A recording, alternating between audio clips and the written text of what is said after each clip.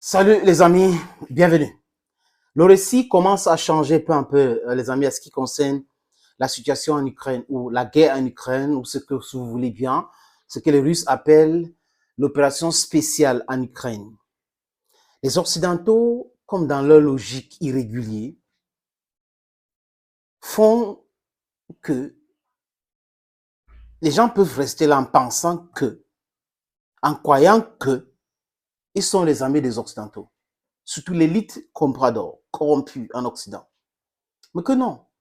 Comme ils sont dans le capitalisme sauvage, c'est les intérêts qui est plus important que l'histoire ou la notion de l'amitié. Avec les autres peuples du grand sud global, l'amitié est quelque chose de très important. Ça a été toujours le cas. On peut consulter les livres d'histoire pour mieux comprendre cette histoire. Oui, chers amis, chers combattants, chers peuples africains, chère jeunesse, parce que c'est à vous que je m'adresse. C'est à vous que je m'adresse parce que c'est nous qui devrons combattre l'impérialisme chez vous. C'est nous qui devrons travailler à déconstruire les mensonges des médias mensonges, des manipulations de récits, des narratifs ou de propagande. C'est nous, pour notre intérêt, nous devons nous libérer. On ne peut pas se permettre de procrastiner notre combat parce que là, c'est nos enfants qui vont subir. Ce que nous pouvons faire aujourd'hui, ne renvoyons pas ça. Faisons ça aujourd'hui et les enfants auront leur combat propre à eux. Ne soyons pas les lâches, chers amis, chers peuples africains, chers jeunesse. Vous savez, sur nos médias, pullulent les mecs qui ont des diplômes, mais qui ne sont pas des intellectuels, qui sont lettrés selon l'Occident, mais illettrés selon la culture, l'éducation africaine. Des mecs qui sont des robots, qui refusent d'utiliser leur cerveau pour réfléchir. Chers amis, les intellectuels utilisent leur cerveau pour réfléchir, pour améliorer la vie de leurs citoyens, la vie de leurs proches. Mais chez nous, on cherche, c'est l'intellectuel pécuniaire. On cherche le gain facile, on veut avoir de l'argent tout de suite, c'est ce qui nous intéresse, c'est l'argent, c'est ça. Je dis ça, les amis, pour dire que faisons très attention quand nous suivons les débats stériles avec des gromologies bidons. Et à la limite, on ne comprend rien parce qu'eux-mêmes ne comprennent rien et ils pensent qu'ils veulent distraire le peuple. On vous a dit sur cette plateforme, les amis, ensemble, toute la communauté, nous sommes une famille, que des Européens et des Américains n'ont pas des amis. On a pris un exemple, Saddam Hussein, qui était leur ami, allié. Ils ont fait la guerre contre l'Iran. La Russie a soutenu l'Iran et jusqu'à aujourd'hui sont amis. Mais où est Saddam Hussein? Regardez l'Afghanistan. Quand la Russie ou l'Union soviétique fait la guerre là-bas, les Américains ont soutenu les talibans et autres. Bien après, les talibans sont devenus leurs pires ennemis. Ils ont fui comme les enfants de l'école primaire en laissant des choses, en brûlant d'autres. Donc, c'est des milliards de dollars de contribuables américains partis en fumée. Et qui est celui-là qui tenait un discours de vérité? C'est Donald Trump. Depuis la création des États-Unis, je crois Abraham Lincoln et Donald Trump. Un discours de vérité, c'est ce que nous voulons. Nous voulons l'évolution du monde, nous voulons la compétitivité saine. Nous voulons que les gens vivent longtemps sur Terre. La vie est courte, on doit profiter de la vie. Nous ne pouvons pas être dans les compétitions sauvages, la barbarie, l'esclavage en temps moderne, la promotion de l'impérialisme avec des idiots utiles que l'Europe utilise sur notre continent, qui est un pays continent, l'Afrique, pour nous mater. Revenons à nos moutons. Oui, les moutons sont en Ukraine. C'est quoi? Les Européens et les Américains ont pensé à un moment donné qu'ils avaient toute l'information, la vraie, concernant la Russie. Qu'ils avaient l'information sur le complexe industriel militaire russe. Mais seulement, ils se sont trompés. Sur toute la ligne, les médias mensonges n'ont pas aidé. Ils sont entrés dans leur propre stupidité et à un moment donné, ils ont mangé leur propre vomissure. C'est ça, les amis. Des gens qui pensent qu'ils sont plus forts que Dieu. Des gens qui nous imposent toutes les valeurs incroyables. Les gens qui font tout pour réduire la démographie du monde. Je ne sais pas ce qui les anime, mais seulement les amis parce qu'ils ont peur que Le Grand Sud global va les écraser avec la démographie. C'est ce qui est déjà fait aujourd'hui, malheureusement pour eux. Continuer avec la promotion de LG, machin, chouette, chouette, chouette. Nous allons continuer avec la promotion de la monogamie, pas imposée, mais choisie. Chacun a le droit de choisir. Mais pour votre chic là, qui est contre-valeur humaine, que même, même Dieu, si je m'en tiens à ce que vous avez dit même dans votre Bible, avait puni les gens de Sodome et Gomorrhe. Et le nom, hein, ça sonne dans la tête des gens, n'est-ce pas les amis? Zelensky qui s'occupe aujourd'hui de la publicité, des protections de son nom, Zelensky qui est devenu un trademark et tout cela, les droits d'auteur sur son nom Zelensky, oublie que dans quelques mois, on va lui intimer l'ordre de se mettre à genoux devant Poutine pour diviser son pays en deux. Il ne se rend pas compte encore. Récemment, Joe Biden a dit quoi? Que on n'a plus d'armes, qu'il y a un problème d'armes.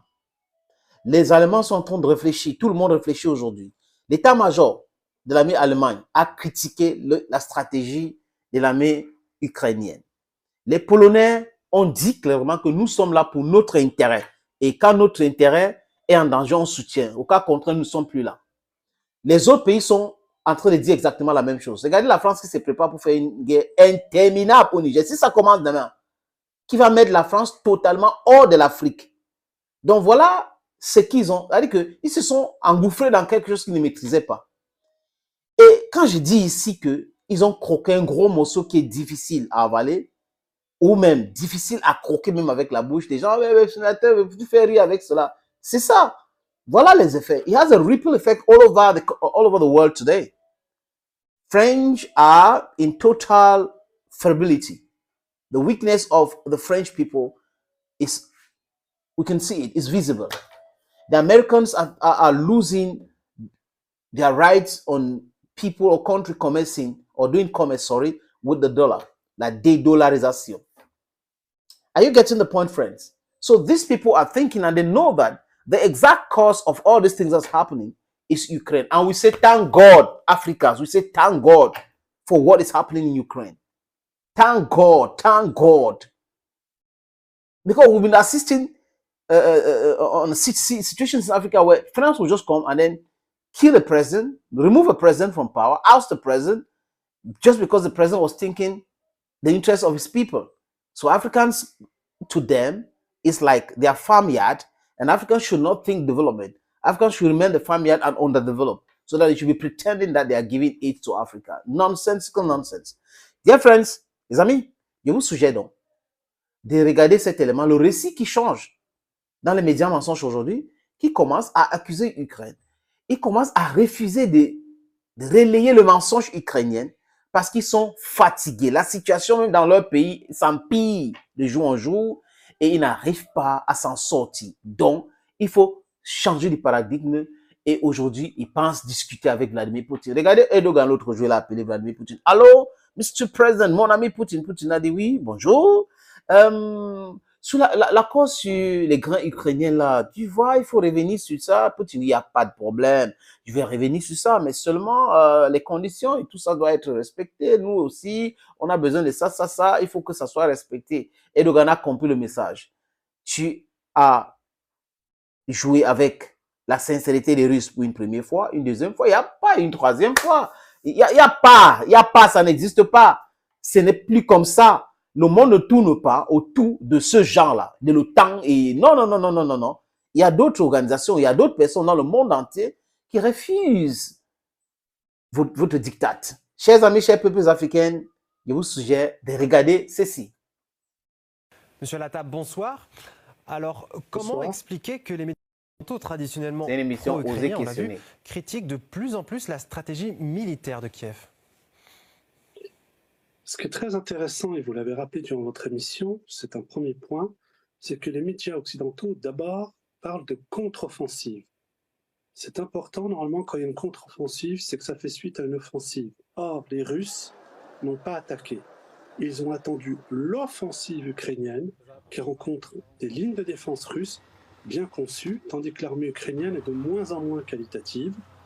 C'est le fait d'un recrutement forcé, d'une érosion terrible, certainement sous-estimé de ses effectifs. Et c'est pour ça que les médias occidentaux, on assiste à une sorte de contrôle des dommages pour minimiser le coût de cette offensive ukrainienne ou pour prétendre qu'elle sera en réalité lissée dans le temps. Alors, on voit très bien, et une de vos collaboratrices l'a dit juste avant, l'Occident racle ses fonds de tiroir. Joe Biden a avoué le manque de munitions. Est-ce que c'est une bêtise ou un message qu'il a voulu faire passer? Là, on voit que les Américains ont demandé à la Corée du Sud pour livrer des munitions d'artillerie. L'Allemagne est mise à contribution, mais elle traîne des pieds, annonçant même qu'elle pouvait éventuellement mettre péniblement en œuvre un programme opérationnel, mais seulement en 2031. Bon. Et vous voyez que de l'autre côté, il y a une augmentation de la production russe d'armement que les observateurs occidentaux ont ignoré au sujet du complexe militaro-industriel russe. Et ça a été le cas déjà durant la guerre de Géorgie en 2008, et nous l'avons vu à l'occasion de la guerre de Syrie. Et encore une fois, les médias occidentaux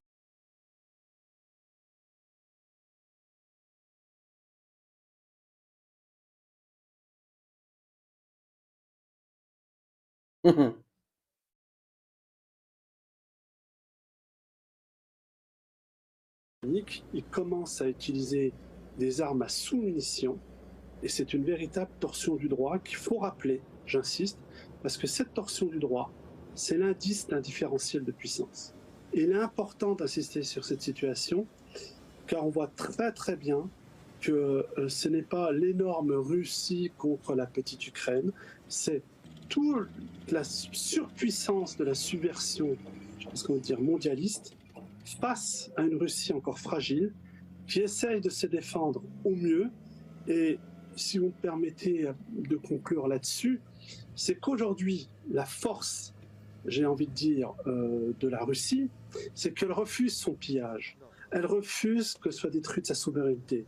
Elle refuse que soit détruit l'État russe en tant que structure de protection du peuple.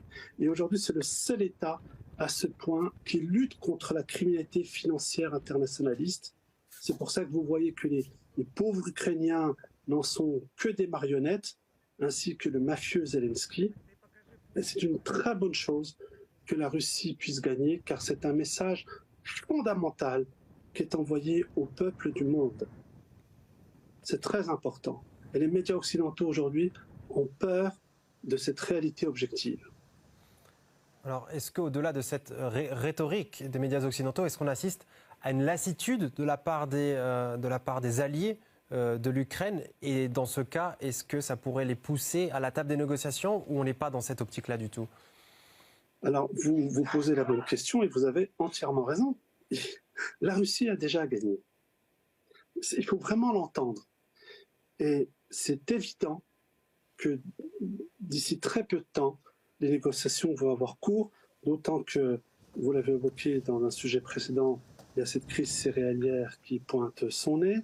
Vous avez aussi évoqué dans votre remarquable journal le fait qu'il y avait certaines attaques ukrainiennes qui réussissaient pour obliger à des représailles russes, comme on l'a vu avec les missiles antinavires Onyx contre les infrastructures portuaires d'Odessa.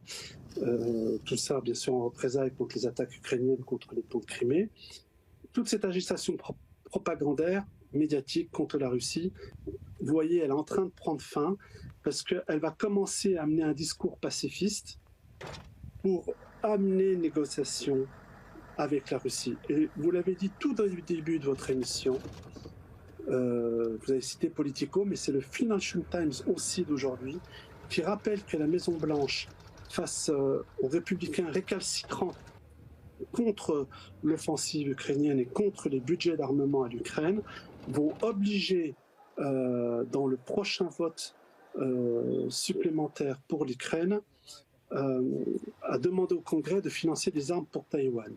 Et là, comme l'a rappelé l'expert Zach Cooper du think tank American Enterprise Institute, cela va obliger les républicains récalcitrants à voter ce projet de loi annuel sur la défense.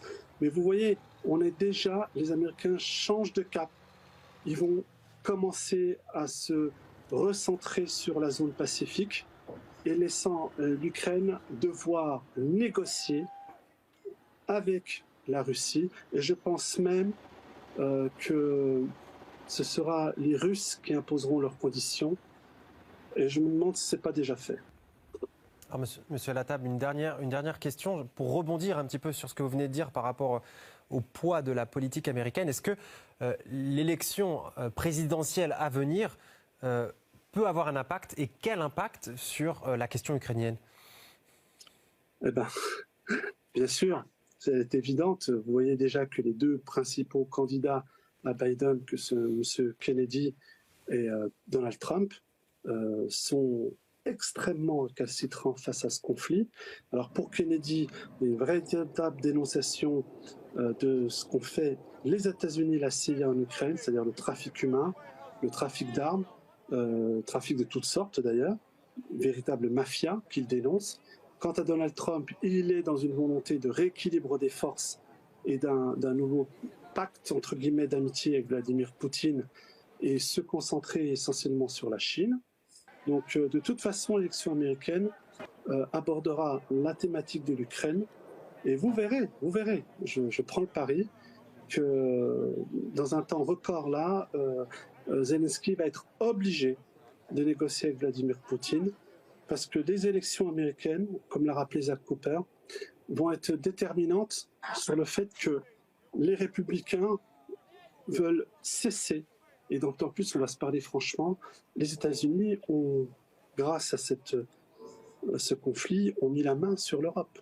Ils ont obligé les puissances européennes, comme l'Allemagne et la France, à leur acheter du gaz de schiste, à se paupériser dans des domaines vitaux que sont l'énergie et l'alimentaire, et vous verrez un risque véritable, pas de guerre civile, mais de mouvements citoyens extrêmement puissants contre les pouvoirs allemands et français en raison de la paupérisation extrême qui s'annonce dans les pays européens.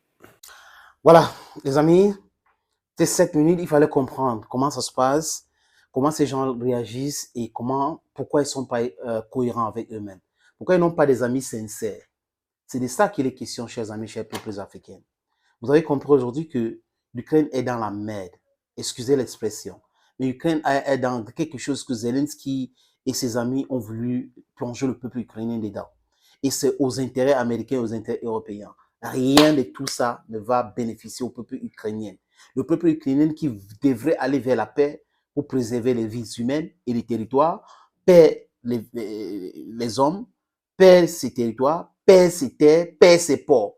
Regardez les conséquences de cet entêtement et le soutien occidental qui n'a jamais été quelque chose de fiable pour qui que ce soit dans le monde entier. Regarde, il prétend soutenir l'Afrique par exemple. Regarde dans quel état l'Afrique se trouve aujourd'hui. Il soutient la misère. Donc ils sont là avec vous juste parce qu'ils veulent vous maintenir dans la misère. C'est comme ça que les autres pays dans le monde devraient comprendre ces choses-là.